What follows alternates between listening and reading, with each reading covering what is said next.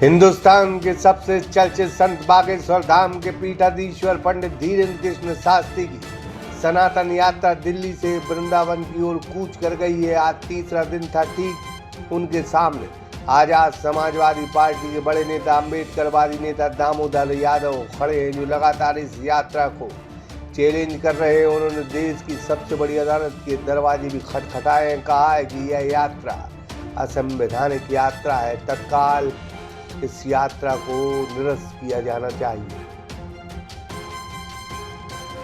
दतिया में इसी यात्रा को लेकर दो पक्ष आमने सामने भी आ गए थे। पुलिस को हल्का बल प्रयोग भी करना पड़ा था। दामोदर यादव लगातार बागेश्वर महाराज के लिए आग उगल रहे हैं और इस दफा उन्होंने फिर एक बार निशाना साधा है। दामोदर यादव ने कहा है कि धीरेन्द्र कृष्ण शास्त्री असंवैधानिक यात्रा निकाल रहे हैं और हम आने वाली 16 तारीख को संवैधानिक यात्रा निकालेंगे, जो ग्वालियर चंबल से शुरू होगी और हम उसे छतरपुर जिले के बागेश्वर धाम में खत्म करेंगे। यानी अब वो सीधे दामोदर यादव संविधान का झंडा लेकर बागेश्वर धाम पहुंचेंगे और पंडित धीरेन्द्र कृष्ण शास्त्री को यह बताने की कोशिश करेंगे कि एक असंवैधानिक यात्रा और एक संवैधानिक यात्रा के क्या मायने हैं।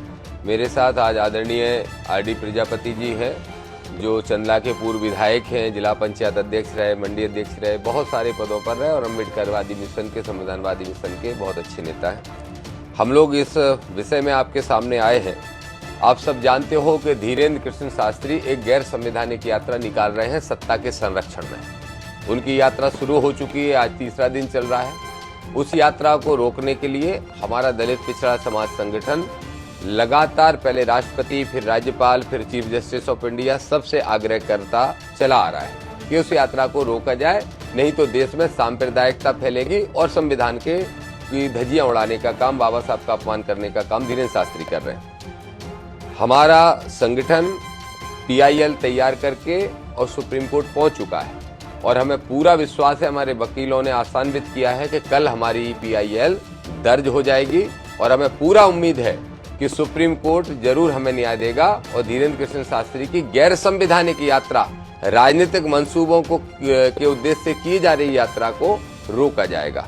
दूसरा एक विषय बहुत महत्वपूर्ण है, क्योंकि हम कोर्ट के साथ साथ सड़क पे भी अपना विरोध प्रदर्शन कर रहे हैं, तो इसलिए हम लोगों ने तय किया है कि धीरेन्द्र शास्त्री की यात्रा के बदले में जहां धीरेन्द्र शास्त्री यात्रा निकाल रहे हैं संविधान को नुकसान पहुंचाने या खत्म करने के लिए, वहीं हम लोग यात्रा निकालने जा रहे हैं संविधान की रक्षा के लिए, जिसका नाम संविधान बचाओ यात्रा रखा है।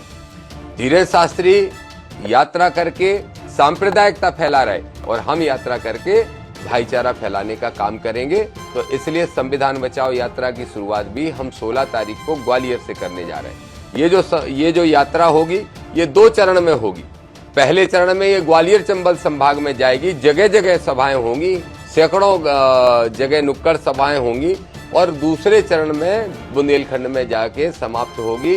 जाएंगे ग्वालियर टू बागेश्वर छतरपुर, वहां जाके यात्रा का समापन करेंगे और वहां पाखंड हमला बोलते हुए, हल्ला बोलते हुए धीरेन्द्र शास्त्री के गैर कानूनी कामों की पोल खोलने का काम हम और हमारे विधायक जी सब मिलकर करेंगे।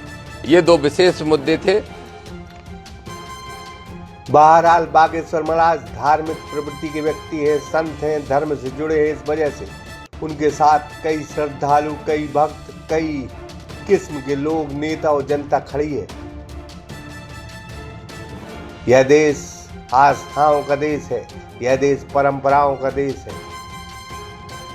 आप लाख हाथ पकड़ो कि डुबकी नहीं लगाना है गंगा में, डुबकी लगाने से पाप खत्म नहीं होते। लेकिन इस दुनिया ने सैराब देखा है, जन भावनाएं देखी हैं गंगा मैया के तट पर, और एक प्रकार का नया भारत देखा है, युवाओं का भारत देखा है। यही भारत मानो पंडित धीरेन्द्र कृष्ण शास्त्री के साथ खड़ा है, जो उन्हें मजबूत और ताकतवर बनाता रहता है। सागर एक्सप्रेस न्यूज की रिपोर्ट। सागर का शानदार hotel royal palace, swimming pool, Kohinoor restaurant, diamond bar के साथ AC luxury room, banquet hall एवं कॉरपोरेट जगत के लिए मीटिंग हॉल। तो अपने यादगार पलों को बनाएं और भी खूबसूरत होटल रॉयल पैलेस के साथ। हमारा पता है किला कोठी, राजघाट रोड, तिली, सागर, मध्य प्रदेश।